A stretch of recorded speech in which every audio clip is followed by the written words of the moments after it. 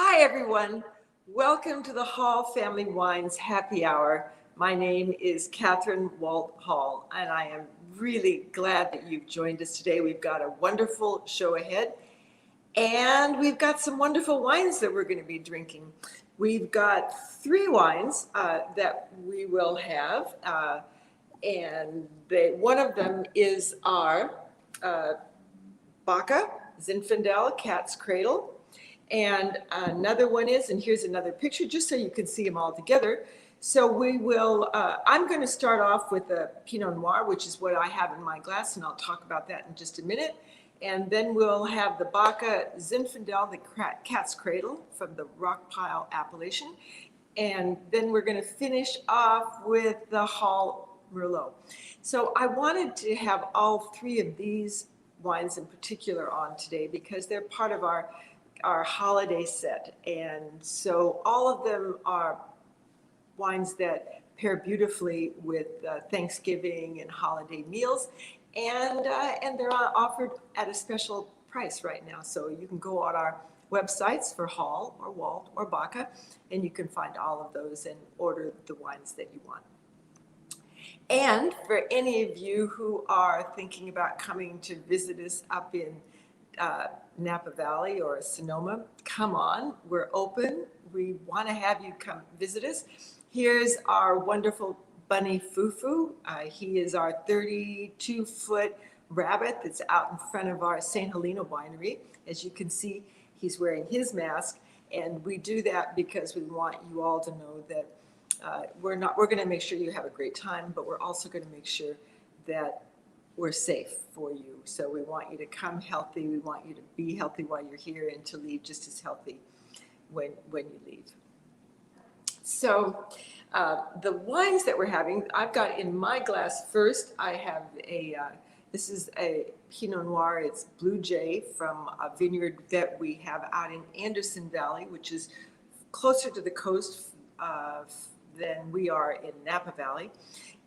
It's the coolest Pinot Noir growing climate in California, and so that cool climate enables us to produce fruit wine that has just really dense and really very developed nuanced flavors, because when a climate is cool, then there's just more time for flavors to develop. And so on this wine, we get a lot of sort of black cherry. There's sort of blueberry on the nose and some black cherry in the flavors, and it's a wonderful wine, and I encourage you to drink it. I've been enjoying it myself, getting ready to come on with you all.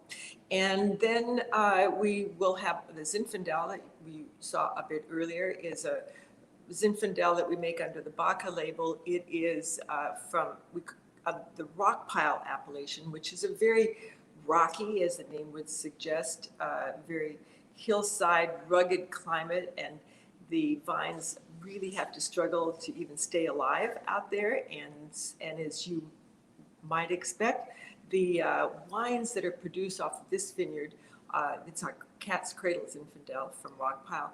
They're very dense. They have just a lot of endurance, which really translates in a wine to being a wine that has just a lot of dense flavors. There's wonderful sort of blackberry fruit on it, a little bit of licorice, and so forth. And then the Merlot, which is the quintessential pairing for holiday wines in the old country. In France, where duck is served at the holidays, Merlot is the wine that is drunk. Our version of that here in the U.S., of course, is turkey, and it makes a beautiful pairing with Thanksgiving and with turkey, because it's got a nice sort of savory quality to the wine, and just lots of fresh fruit, but really a lovely pairing for the wine. So I hope you all have a glass out and that you're ready to enjoy yourself. But let's have some wine ahead. Open a bottle if you have one of these. I hope you will, because we'll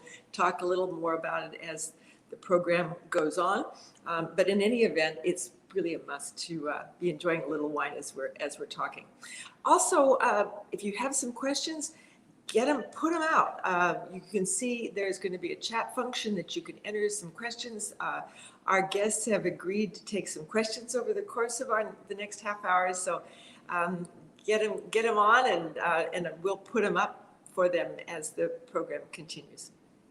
So let's talk about these wonderful guests that we have coming on. These are two women that I have known now for some time. Actually, I met them just before the world changed and we went into COVID. And they are, I think, just particularly timely. It is particularly timely to have them on as our guests today, because this has been a week of shattering of the glass ceiling. Barriers have been broken. We have, for the first time in the history of our country, a woman who has been elected, a woman, and on top of that, a woman of color who's been elected to the position of Vice President of the United States. A momentous day for all of us. And so to be able to have on these two women who are both very professional, very successful in their own professions, but who on top of that created an organization at least a year ago. We're going to talk a bit more about that when they come on, that is designed to help women network and to get ahead and to address the barriers that exist out and just help others continue to break pieces of that glass ceiling. So let's bring on, and their organization is called Women Work Effing Hard, and we do, by the way. And let's bring on the organizers, Lindsay Shookus and Kristin O'Keefe. Hi! Hey, and there they are. Cheers, everybody. We did it.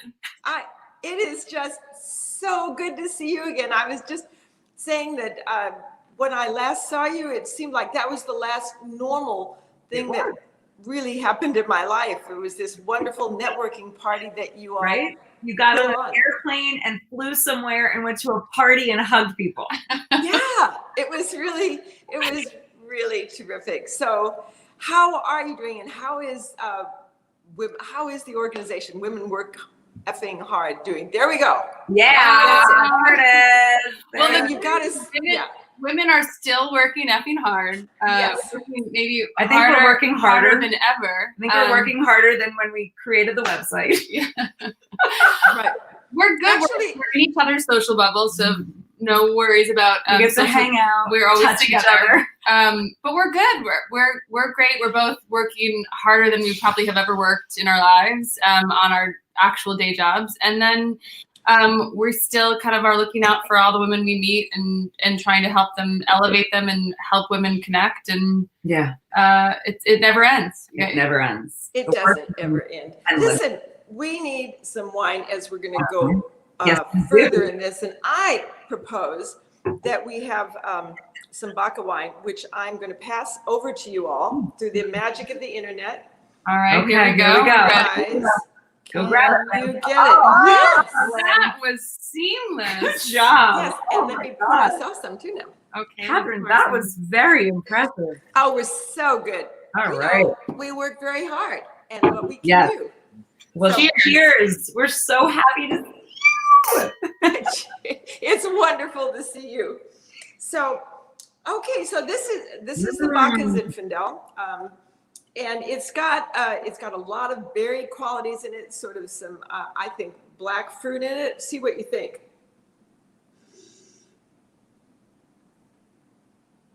I think it's lovely. This is good. I am always partial to a good Zin, and I think this is delightful. I love that. You know, Zinfandel is it's so California. I mean, It is. Probably 90% of all the Zinfandel that's consumed is consumed in the state of California, and it's the first grape my dad, who is a grower, ever planted back in the 1970s. Oh. But I love to hear when folks from the East Coast drink it. I'm glad, Kristin. Yeah, I mean, my husband and I spent a lot of time before kids and before, when we could travel. We spent a lot of time in wine country out there, and my husband is a big wine guy, if you will, and we've always been partial to Zin, and we always have bought a ton of and drank a ton. And I've always loved it. And it's especially like this time of year, it feels like a very like seasonal, fallish type of wine. So Right. that And is, especially when it's made, I think when you make it with sort of some restraint, I mean, it's sort of, you have to hold yourself back on it when you're making a Zinfandel because there's so much flavor in there. yeah, It's you want to get the juicy quality of the fruit, but you also don't want to have a fruit bomb that you can't have anything Exactly. with. So yeah. But this is not a fruit bomb, by the way. This is delightful. Beautiful. Thank Yeah. you.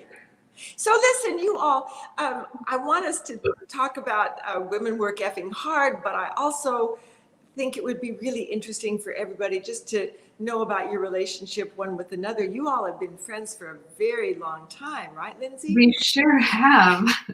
We met my first day we both went to the University of North Carolina, and my first day and her first day transferring in as a sophomore, we met in orientation. Just happened to be put in the same group. And there were so many Southerners, and then we kind of just heard each other's accents. And we love Southerners. This is not anything against Southerners. But we just heard each other's accents, and we were kind of like, oh, okay, yeah. You know, we kind of, because there's so few Northerners at a school, out-of-state people in general. And so we kind of connected right away, and we just remained fast friends. And when we moved to New York City, we lived a block apart from each other, and had babies 6 weeks apart. We just, we do everything. We do everything together. You know, it's weird. All right, there we go. Okay. Yes, and we have proof. Globes. So on the left is the Golden Globes. That's Those are the Golden Globes? Yeah, that's Lindsay's grandmother's dress that she's wearing. Isn't it fabulous? My grandmother's 98, and that was her dress, and I took it and had to sew a couple holes, but yeah, I wore it. Isn't it great though? That is just gorgeous. Yeah, it's beautiful. What's the material? What was it? Yeah, I'm her date. Yeah. You know, we just fly around parties in LA and chat. Okay, so we should tell everybody what you do, Lindsay. I mean, which might have something to do with you going to the Golden Globes. Yes. Mm-hmm. Yeah. Well, I will. Lindsay, what do you do? I can tell everybody. What do you do, Lindsay? I'm one of the producers at Saturday Night Live, and I run the talent department there. So that means like booking the host and the musical guests and dealing with a lot of the talent when they come in. This is my 19th season, so I've been there for a very, very long time. Oh my God, really? Yeah. Whoa. By the way, but we're only 26, so I don't amazing. Started very. Yes. You know, congratulations on Saturday night, Lindsay. That was totally brilliant. Dave Chappelle he's a genius anyway, but just the sort of the synchronicity of having him back on that night, and then the message and humor, it was really, really beautiful. It was magical, wasn't it? That's what I was going to say. I say Dave Chappelle is a magical man. Like, he is truly, like, he has a heart of gold, and he just can come, and what he comes up with, what he creates is he doesn't even plan most. It's not, a lot of it's not rehearsed, and he's magical. I told him that on Saturday, like, you're magical. So wait, I have a question. In that line in the Aunt Jemima and Uncle Ben sketch, when he turned and he said, "Can you all see Pete Davidson's lips?" that was written. Was that written? Yeah. Okay, I wanted to know. I was dying to know. But thank you. It was a really special night, and obviously with the announcement finally of the election, and it was just a very and also we had done 6 shows in a row, which is very unusual for SNL, and so we felt very happy to have someone like Dave at the helm on Saturday. Oh, and he hasn't been back as a host for 4 years, or has he? No, since the week after the last election. So we worked hard to get Dave to come back. He's not easy to track down, but we got him. And when you do get him, he knows what to say. Man, it's beautiful. You know, when he said that he was nervous, was he really nervous? Yes, he was. I talked to him right before the show, and I said to him, I go, "You're magical. You'll do exactly what you always do. You're magical." I mean, listen, that was a big night though. Even Dave Chappelle got a little nervous on a night like that. I mean, that was a kind of historical. I mean, so many stars had to align with like the way that was announced, the time that it was announced, the poor writers and costume designers and everybody who had to get their stuff together in order to make that all happen. But it really all aligned so beautifully. It did. And Lauren, my boss, Lauren Michaels, was like he's the person you want on that kind of week, and we were really lucky to get him. Yeah. So. Yeah. And on wardrobe, let's talk about Kamala's outfit. I mean, isn't that amazing? I'm in shock, and I work there. But that's the beauty of those guys. They're so so good. They're so good. For all of you who don't know, Joe Biden and Kamala did their speech around 8 p.m. Eastern time on Saturday, where we were doing our dress rehearsal. We had her in a navy suit, and they had about 90 minutes to recreate her look of like a white, cream suit with a kind of a blouse, the blouse with the blouse. That blouse, kind of creating that. I mean, and they made it all. They completely created. They couldn't go shopping. They had to just create it out of thin air. They're incredible. It's incredible. Yeah. I mean, by the way, those costumes, we love that costume. They've really done us well over the years. We've had. So, I mean, every bridesmaid's dress I've ever needed. Come on, your bridesmaid's my bridesmaid's dress, but also we've had so many random costume parties where Lindsay is just rolled in with remember the onesie denim pantsuit that I wore with rhinestones and shoulder pads. Those guys they're the best. Lucky. So good. It's just so good. So let's talk a bit about women work effing hard. So I love hearing or sort of. First of all, I want to preface it just by saying my own experience with you all, which was so Jennifer Brown, who's my daughter, and she said, "Oh, there we are, and there we are that night." So we got to go back to this beautiful party that launched. I think it was the launch, but anyway, for women entrepreneurs. Yeah. And so it was magical to be in this space where there were all these women from all over many different industries, and everybody doing just what I think really what women do so well is we are really natural networkers. Yeah. And you just put everybody in a room. You throw Tina Fey in the mix. That's true. Yeah, that was a good one. Yeah. There she is. Just happened to have it. And with her hat. Her hat was one of the best props of the night. Yeah. Yeah. So, but anyway, it was magical. But obviously, you can't do those. You can't do that now, or you haven't been able to do it for the last 6 months or so. So, Kristin, what are you guys doing to help people network? The pandemic's kind of, we got a little stymied. We really had plans to do a June event. We were going to go to LA. If you remember, we were talking about it. And I remember having this conversation with you. We're being so I don't think June's going to work out, but we should just push to July. And we were totally convinced that July was going to work. But the truth is, I think the goal for us is to just get back to, trying to get a party on the books in 2021, ideally in New York, ideally in some kind of spring, early summer environment. We can do it on a roof deck and just make it fabulous and wonderful. We really want to roll this out in other cities. We do want to get to LA. We both love LA, and we both have really great networks in LA. And I think that an LA party would be a little magical, just given kind of all the fabulous women we have there. We got, do you remember when we were at that conference and we got tackled by those women who wanted us to come to Denver? Mm-hmm. And we were having conversations pre-COVID about doing Denver because there's so many amazing entrepreneurs in Denver. It's a really cool place. So there's so many opportunities for us to do more parties. So what we ended up having to do is during COVID, we pivoted. We were rolling out a lot of resources on things like PPP loans, EIDL loans. How do small business owners get access to money, good old fashioned cash money to pay their people? We did a cool Mother's Day guide, which you guys were definitely front and center on. Mm-hmm. Which Proud was to be, thank you. Yeah, well, it was just a way to kind of highlight female-founded brands and get people to spend a little money in a way that they really wouldn't normally think about. And then InStyle is so good to us, but InStyle picked it up and ran it, which we were pretty pumped about. So, we're trying to figure out our next steps. We finally feel like we have a little bit of a breather. Linz can breathe. I've had a very tumultuous few months with work for a lot of different reasons. So I'm starting to see the end of that. So we're just going to try to figure out next steps. We really want to roll out content, a little bit more content, whether that's video, podcast, more like written stuff. We're really working on it. But the goal is to like really kind of go back to our basics, which we're really good at, which is just throwing a good old fashioned party and getting women meeting each other. The most powerful thing that we can do is to connect women to one another and deliver resources to them. And that at the end of the day is what women need to thrive and grow. And that's kind of our goal right now, is go back to basics and get women what they need.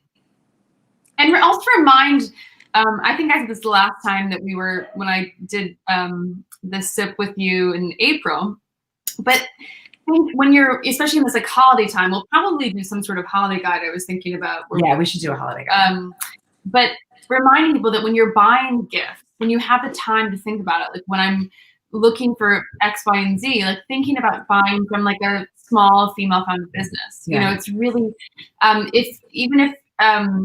just kind of, you can literally Google like, small female-founded businesses and even like, and especially like women of color, female-founded businesses. That's a great place to start. And the Nile list on Instagram has a great way of supporting Black small businesses. And there's just a million ways to do it. And so we've been trying to really like encourage our network to kind of start there, when even just a small thing is buying. Yeah, our purchasing power is really important. Yeah.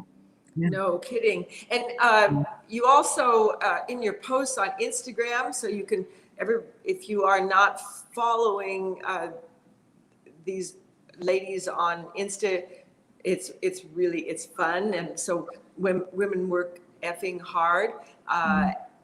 And you do posts like about women in business. And exactly. so it's a lovely way to sort of be connected.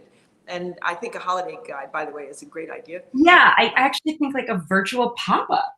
Yeah. I think I have an idea. Okay. We're going to see the wine. It's the Zen. Okay. So here we go. Here is the IG. So go on Instagram for those of you who do. Now, everybody, I hope you are getting you some questions in the queue, and I know we have at least some. Why don't we bring up one question that we can pose from our viewers here for our guests. Oh, okay. Well, who wants to take this? Lindsay? Oh, I gotta look. I just feel like this is kind of so I'm gonna take this because I actually brilliant networker. Thank you. So I think what I like to think of myself as not a networker, but as a curator. I know this sounds like ridiculous, but I like to kind of create groups of people, like my people. And it's funny, I had a really interesting conversation over the weekend about this with a woman who is brilliant. She's a CEO, but she's an introvert. And she said to me, she was like, Kristin, I just can't do that whole curating thing. And I was like, but you can. Like, you absolutely can choose like the people in your life that you want to spend more time with. Like, and so what I've always done is when I meet somebody who's interesting, I reach out to them and I tell them that they're interesting and I want to talk to them more. And I keep in touch with them. Like, I am really good at making sure whether I send them an article that I read or I connect them with somebody who's interesting. But there's so many different ways to connect with people in a way that is, I don't like networking. Like, to me, the worst thing in the world is going to a party where I have a name tag. Really? I can't stand name tags. And so I get really like weird and as soon as somebody has a name tag, I'm just like, oh, it brings me back to like my Wall Street days where everybody had a name tag and a suit. And I just it's not for me. So for me, my best piece of networking advice is call those people in your life who have provided you with some kind of amusement at some point, right? Whether they're smart or they have a great network of their own, or whether they're fun to be around, or whether they can provide you with some kind of information or resource, and call them and have a conversation with them. I mean, this is a weird world, so we can't have face-to-face as much as we'd like, but try to, and curate a relationship and go in with what I call the advice approach, which is like, I'm not here to ask you to become my client, or I'm not here to make you part of my life, but I want to know about you, and I want to know what you have to tell, like what you can teach me and what you can help me with. That's always been kind of my approach in terms of networking. And then suddenly that person's like, oh, you're cool, I like you. And then you invite them to a party, and then it's your best friends. That's how it works. Can I just point out for everybody who may not know this, this is why Kristin is so successful at what she does. So Kristin is a financial advisor, and her firm is O'Keefe Financial Advisors. And when she speaks, we listen. You know. Thank you. Oh, I love you. Thank you for saying. It's really, it's great. Thank you. Great. That is, yeah. I just to piggyback real quick, I think that like part of it is that I think in general as women we tend to be a little bit more timid. We're scared. We're in our heads. We're like, what if I embarrass myself? And I think I kind of say this thing of like, walk in the room before you can overthink it. Make the phone call before you can overthink it. Sit down, and I mean I think about meeting you guys, Catherine, is that like it was a little bit of me being like, I think I threw it out to your publicist of like, well, I have this event, and I'm like, you know, I'm like, Catherine Hall is perfect for this event, and you know, we all kind of get in our heads of being like afraid of what the result will be. Right. But sometimes if you just don't think and start writing, or don't think and start calling, you just get ahead of it, and you're like, and then someone's like excited to get the phone call or excited to get the email, which is how we are here together today. Yeah, it's true.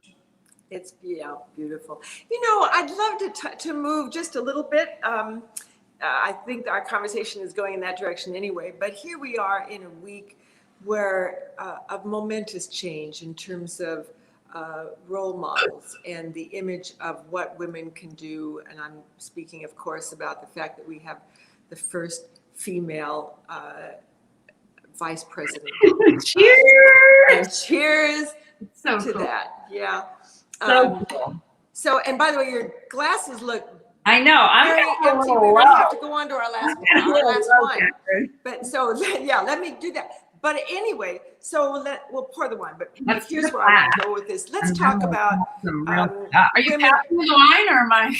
Yes, I am going to pass. Yeah. No, I'm just going to hold it here for myself. You can't have any. Here we go. We blame them. Go. I'm surprised. So good at this. You are so good. My arm is really long. So talented at catching wine. Yeah. Okay, yeah, I couldn't really decide if I was going to pass it or not. No. All right. Well, she caught it, and we're ready. I'm so glad. So here's what do we the thing. have? So women, well, our opportunities are more open. I want to talk about just women leadership skills. I mean, you're both so successful in your own fields. And I know that because of the networking, I hope that's okay to use that word, Kristin. So, but anyway, the leadership and the advice and the listening that you do, the people, they're coming to you for advice. So let's talk. Let me see, where do I want to ask you first? Here it is. What about, pick a woman leader that you admire. I'd love to hear each of you say something about this and why. And I mean, it doesn't have to be somebody living or before or after. But what is there about, there's so many women who have been great leaders for us all. Right. I mean, I'm going to go just like personal for me of like, I grew up at SNL at a time where there were a lot of female performers who were really strong, empowered women. I had like Tina Fey and Amy Poehler and Maya Rudolph and Kristen Wiig, and I got to watch them. Now, granted, I wasn't a performer, but I got to see I got to see them kind of like unfold their careers and ahead of me. And things like, I remember specifically Amy Poehler saying to me, like, pulling me aside and talking about how she finally learned to say, like, no. She's like, I learned how valuable saying no to someone was, like, and not apologizing and just being like, nope, I can't do that. And hearing someone who was strong and kind and full of grace say no, I was like, oh, you can do that. You can be those things and still politely decline. And I think, I'm sure, Catherine, you can appreciate this, of like how often you can get asked for things and how you sometimes have to protect yourself. And I just had a lot of strong women who really just didn't take, just stood up for themselves and weren't apologetic. And I think that was really important for me in my 20s to see. I don't even think I really appreciated it when I was in my 20s, but now I can look back and be like, wow, I was really lucky to follow in the footsteps of those cool women. Yeah. Well, you got the message, even if you didn't articulate it to yourself at the time. And that's actually a really interesting point, right? Is like, time we're learning things on the go and not realizing until later that, like, oh, so-and-so taught me that, and I don't think I realized it until 10 years later. Yeah, really. Which is really one of the most important things about just the whole concept of role models, isn't it? Yeah. You think about, just think of all those. Now we've been hearing it so much for the last several days, but think about all those little girls and little girls of color across the country who are now thinking they could be vice president and more. I have a 7-year-old daughter, and the cutest. I was, the lead up to Saturday was so intense, and it was my 6th show in a row, and we were in Manhattan when Pennsylvania was called, and everyone was screaming and yelling, and my daughter and I were yelling out the window, cute. And then all of a sudden my daughter looks at me and she's like, Mom, you know what this means? And I was like, Joe Biden won. And she goes, no, we have a woman in the White House finally. And it was so incredible to hear my 7-year-old say that to me, and to think that all of us, women of any age, like, how beautiful is that? Like, that, blue or red, whatever you are, like, it's like, that's pretty powerful. And it's really impactful on young kids, to see, like, there are no boundaries to what you can do. And it was a really special moment to have with her on Saturday. Yeah, it is. Amen. Kristin, you want to take that, somebody? Growing up on a trading floor is a weird way to grow up. And I don't know how else to say that trying to be polite. But there was a lot of people who supported me throughout my career. There was a lot of women who kind of helped me on my way. There was a lot of women who also were obstacles for me. So that was a strange time for me. I had, one woman who was always like a little bit magical in her own right. But I remember her like getting breast cancer and like getting chemo and then coming in on her 3rd day and like slogging through dollar yen and like trying to like get through her life. Like, she was a special person to me. And I always admired her. She was a single mom. Like, she was always a role model to me. I didn't have a lot of role models that were women, unfortunately, in that career. I will tell you now, though, what's very interesting about my new life in my business, and I have mostly women clients. And my clients are exceptionally interesting women.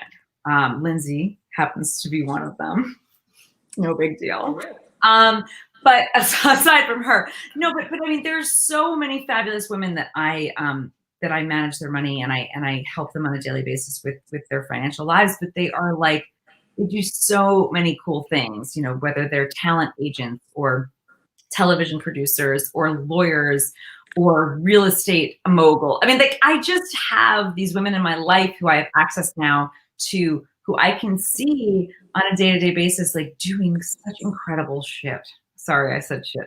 But it's really like that, to me, are the women who inspire me on a daily basis, because I'm like literally in charge of their money, and I'm literally in charge of their financial lives, and all I want to do is work harder and harder for them.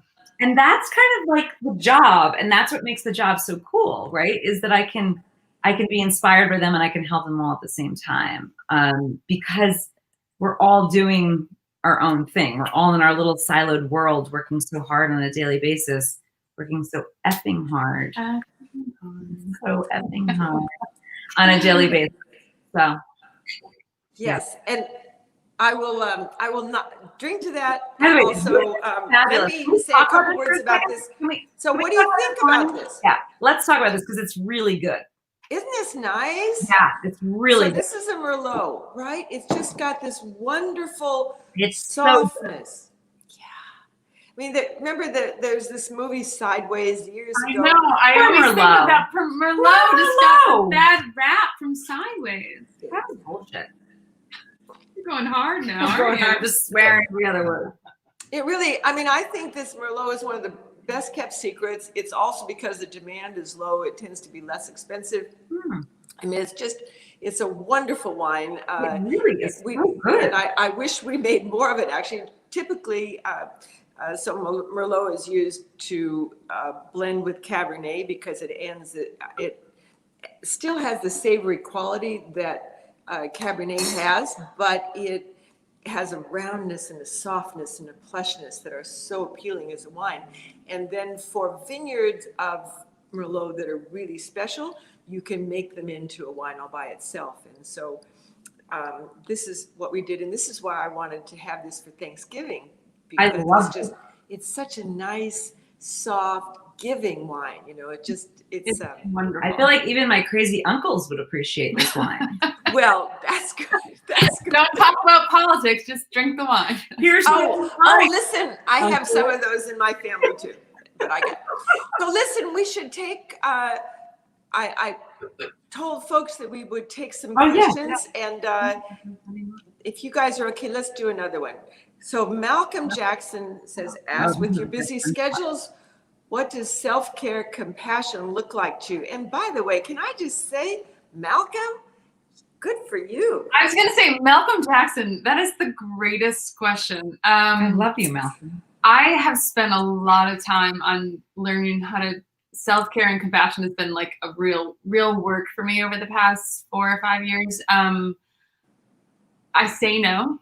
I exercise. You never used to say no. I did everything for I made homemade granola for every, it's always her go-to too is when she talks about the time she made homemade granola.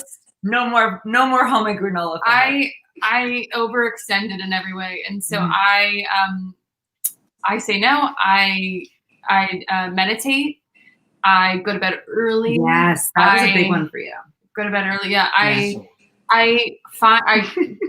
connect with myself. Also, I've learned to just be like, I'm doing the best that I can. And that's like really, Malcolm, great question. I really feel like that for me is the core of what I stick to now is like, most days I'm just like, I'm doing the best I can. Yeah. We're all doing for the most part the best that we can. Yeah. And we say this to each other a lot. We do talk once a day, and I'd say that usually the hope is that if I'm having a bad day, she's having a good day, and then I'll be like, "Hey, I'm having a spin out day. Is your day bad? We can't spin out together." You called and you were like, "What's your mood?" And I was like, "It's not great." And you were like, "I don't think we should talk then." Like she needed to cover up, and I was like, "I don't have it, girl. I don't have it, girl. I can't." Listen, let's take one more question, and then we'll let you guys go. So one more question. All right, Kristin, you take this, okay? What's the most challenging thing you've had to face? Yeah. It's funny. This is actually a really relevant question for me. We have sounds totally stupid in total context of the world, but we have just literally in the last month, we've changed our broker dealer. And this is like a stupid nuanced thing about the way our business works, but we have had to flip from changing, keeping all of our money custodian at one place and move to another. But I work in our family business. And Catherine, I don't need to tell you about the complexities of family businesses. But it has been incredibly stressful and incredibly challenging to not only deal with the actual like nuance of the family business, but also like the actual transition. So I will say that I am literally living the most challenging career aspect of my life right now, which is why I'm drinking as much Which as is I'm why we drinking. love the Merlot. Well, that's good for me, but I love the Merlot regardless. Okay. Yeah, well, okay, Here, good. the Merlot is fabulous. So, yeah, it has been a real interesting few months, and I hope to never live this again. And maybe we as women feel it more. I don't know if this applies in your case, Kristin, but I sure get the nuance that you're talking about within a family business. But I also, business, politics, everything is so human. It's person to person. I mean, we deal with numbers. You deal with, we deal with all sorts of things in life, but we still communicate that from and to its people. And so relationships at the end of the day are the most important thing. Yeah. And when you have to sever a relationship, it's tough. It is tough. It is tough. It's really tough. Really, yeah. really tough. So, but I'm trying to do my thing, we're trying to get through it, and hopefully by Christmas things are a little more settled. And I think I said Thanksgiving last time I mentioned that, but we're aiming for Christmas now. Well, here's to that. Listen, I need to let you go, but both of you, it's just been so wonderful to have you here and to have a chance to see you again. I can't wait till I get to see you in person. Oh my God. Okay, so listen, if we do New York first, you're gonna fly out? So, yeah. Okay. All right. That's what I need to know. Putting on the spot a little bit. I am there. You can't. So anyway, any last words for our wonderful viewers before you? I think let's just Lindsay. Drink some wine and just give ourselves a break. Yeah, right? It's a hard time. By the way, buy this Merlot because it's really good.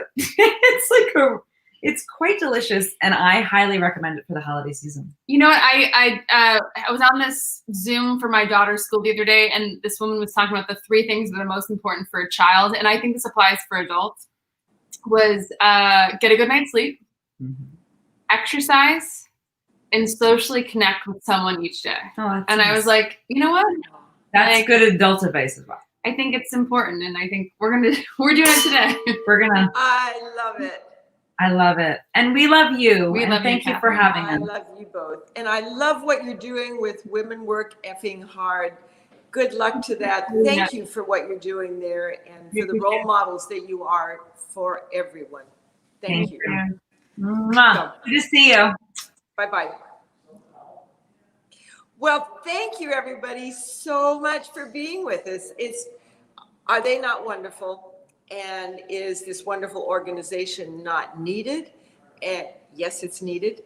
I hate too many negatives in that last phrase. And on top of that, is the timing wonderful? I think it was. So I'm thrilled that you were here to join us today. And I'm so glad you had. Remember, these wines that we've had today, they are all part of our holiday special. You can find these wines by visiting our websites for Walt or Hall or Baca wines.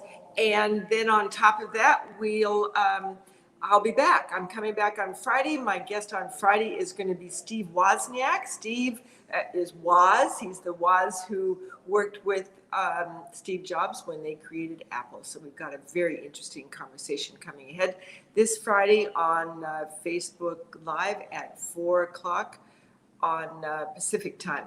So to you all, thank you again so very much for joining us. I'll see you soon. And in the meantime, stay healthy,